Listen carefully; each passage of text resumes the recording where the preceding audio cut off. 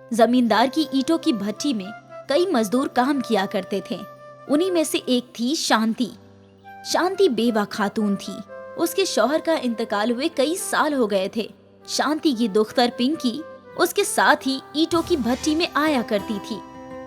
पिंकी, ज्यादा दूर मत जाना। नहीं अम्मी, मैं यही हूँ। अरे शांति, तू उसका दाखिला स्कूल में क्यों नहीं करा देती?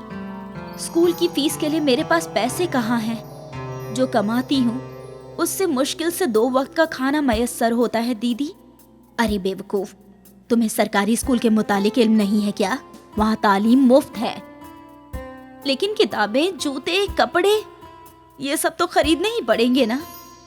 आजकल सरकार मुफलिस बच्चों को हर चीज मुफ्त में देती है, यहाँ तक कि दोपहर का खाना भी। तो जल्दी ही पिंकी का दाखिला करवा दे। जी ठीक है बाजी। अगले रोज ही शांति ने पिंकी का स्कूल में दाखिला करवा दिया और मुफ्त की किताबें, कपड़े और जूते पाकर वो दोनों बेहद खुश थे। अम्मा, अब मैं भी स्कूल जाऊंगी। हाँ, और इल्म है तेरे स्कूल में दोपहर का खाना भी मिलता है, लेकिन एक ही परेशानी है। वो क्या? ये स्कूल हमारे घर से काफी फासले पर है। तुम अकेली कैसे आओगी? अम्मा, तुम फिक्र ना करो, गांव के और भी बच्चे तो सरकारी स्कूल में तालीम हासिल कर रहे होंगे ना। मैं भी उनके साथ ही आ जाया करूंगी। फिर ठीक है, लेकिन अगर तुम्हें कोई ना मिले तो मुझे बता देना। रास्ते में जंगल है, तन्हा पार मत करना। ठीक है अम्मा। पिंकी और शांति बेहद खुश थी। पिंकी का स्कूल में दाखिला हो गया था। अगली सुबह शांति खुद भी तैयार हुई और पिंकी को भी तैयार कर लिया। वो पिंकी को स्कूल छोड़ने गई। स्कूल छूटने के बाद सीधे ईंट की भट्टी आ जाना और तन्हा जंगल से मत आना, किसी न किसी के साथ ही आना। हाँ अम्मा, मैं समझ गई। शाम में मिलते हैं। पिंकी हंसी खुशी स्कूल के अंदर दाखिल हुई और शांति अपने काम पर चली गई।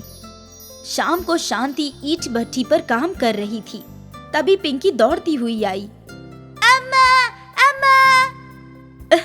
आ गई? कैसा था स्कूल का पहला दिन? बहुत अच्छा, और मैंने आज कई दोस्त भी बना लिए अम्मा, और आज मैं उन्हीं के साथ स्कूल से वापस आ गई। अच्छी बात है। तभी उन लोगों ने देखा कि जमींदार अपनी पोती के साथ कार से नीचे उतरा। जमींदार की पोती के हाथ में जेम्स चॉकलेट का पैकेट था और वो उसमें से एक जेम्स निकालकर खा रही थी। पिंकी की नजर जेम्स पर पड़ गई। अम्मा, वो क्या खा रही है? टॉफी है वो। मुझे भी वो टॉफी चाहिए। महंगी है वो, हम नहीं खरीद सकते। लेकिन क्यों? क्योंकि हमारे पास इतने पैसे नहीं है बेटा। तुम्हारे पास जब पैसे होंगे तब तुम मुझे वो रंग बिरंगी चॉकलेट दिलवाओगी ना? हाँ यकीनन। अब थोड़ी देर खामोश बैठ, मेरा काम खत्म होने वाला है, फिर पैसे लेकर चलते हैं। ठीक है। शांति अपना काम करने लगी और पिंकी वहीं बैठकर जमींदार की पोती की जानिब देखती रही। जमींदार की पोती एक एक करके सारे जेम्स खा गई। उसके बाद जमींदार ने उसे दूसरा पैकेट दिया, वो उसे भी खाने लगी। पिंकी को भी जेम्स खाने का मन था। खैर, शांति का काम खत्म हुआ। उसने अपनी दिहाड़ी ली और वो दोनों घर की जानिब रवाना हो गए। पिंकी अब भी जेम्स के ख्यालों में ही डूबी थी। अम्मा, पैसे आने पर तुम मुझे हकीकत में वो टॉफी दिलवाओगी ना? हाँ, कहा ना मेरी अम्मा।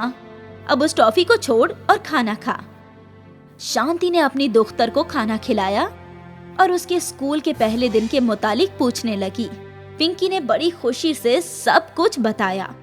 अगली सुबह शांति ने पिंकी को स्कूल छोड़ा और अपने काम पर चली गई। स्कूल छूटने के बाद आज पिंकी की दोस्त स्कूल नहीं आई थी। वो तन्हा घर की जानिब चल पड़ी। रास्ते में जंगल था। पहली मर्तबा पिंकी तन्हा जंगल पार कर रही थी। वो थोड़ी डरी हुई थी, तभी उसे किसी की आवाज आई। पानी। पिंकी और डर गई। पानी। पिंकी यहाँ वहाँ देखने लगी तो उसे ज़ईफ शख्स नजर आया जो जमीन पर गिरा हुआ था। पिंकी दौड़कर उसके पास गई। पानी। पिंकी ने अपनी बोतल से उस ज़ईफ शख्स को पानी पिलाया। पानी पीकर उस ज़ईफ शख्स ने पिंकी के सामने हाथ जोड़ा। बहुत बहुत शुक्रिया बेटी। आप कौन हैं और यहाँ कैसे आए? मैं एक मुसाफिर हूँ, दूर जा रहा हूँ। इतनी गर्मी में पानी न मिलने की वजह से मेरी ये हालत हुई है।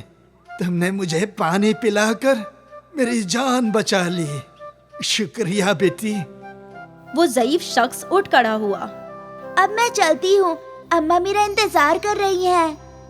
अरे रुको रुको, तुमने मेरी मदद की है ना, तो तुम्हें कुछ न कुछ तोहफा देना ही पड़ेगा। तोहफा? क्या आप मुझे वो रंग बिरंगी टॉफी दे सकते हो? रंग बिरंगी टॉफी? वही जो कल जमींदार की पोती खा रही थी। तुम जिस चीज की बात कर रही हो उसका इल्म तो मुझे नहीं है, लेकिन मेरे पास ये पत्थर है। ये जादुई पत्थर है। इसे घर ले जाओ और जो भी चीज तुम्हें चाहिए इससे मांग लो। उस चीज की बारिश होगी, बारिश। हकीकत में? हाँ, हकीकत में। पिंकी ने वो जादुई पत्थर लिया। शुक्रिया, आपका बहुत बहुत शुक्रिया।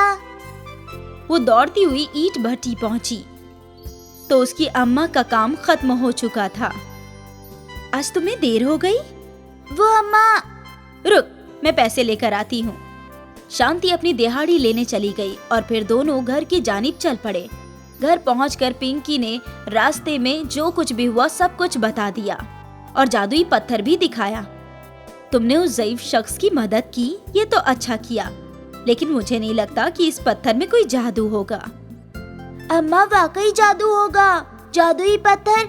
मुझे वो रंग बिरंगी टॉफी चाहिए जो जमींदार की पोती खा रही थी। पिंकी के ऐसा बोलते ही जेम्स की बारिश शुरू हो गई।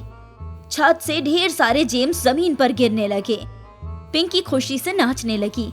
शांति हैरान थी कि ये कैसे मुमकिन है। पिंकी ने जमीन पर गिरे हुए जेम्स जमा किए और उसे खाने लगी। अब तो मैं जी भर के टॉफी खाऊंगी। तभी शांति ने उस जादुई पत्थर को उठाया। जादुई पत्थर, मुझे सोने के सिक्के चाहिए। एक मर्तबा फिर जादुई बारिश हुई और छत से सोने की मोहरों की बारिश होने लगी। शांति हैरान हो गई। उसे अपनी नजरों पर यकीन नहीं हो रहा था। पूरा घर सोने की मोहरों से जगमग कर रहा था। इतना सारा सोना! शांति ने सोने के सिक्के जमा करना शुरू कर दिया। अपनी पूरी जिंदगी में शांति ने इतना सारा सोना नहीं देखा था। पिंकी को मिले जादुई पत्थर ने माँ बेटी की जिंदगी बदल दी। अब उनके पास उनका अपना बड़ा घर था, खादिम मुलाजिम थे। पिंकी बड़े स्कूल में जाया करती। शांति ने वो जादुई पत्थर आज भी महफूज रखा है। जादुई पत्थर किसी भी चीज की बारिश करवा सकता है, चाहे वो पिंकी की पसंदीदा जेम्स हो या शांति के सोने के सिक्के।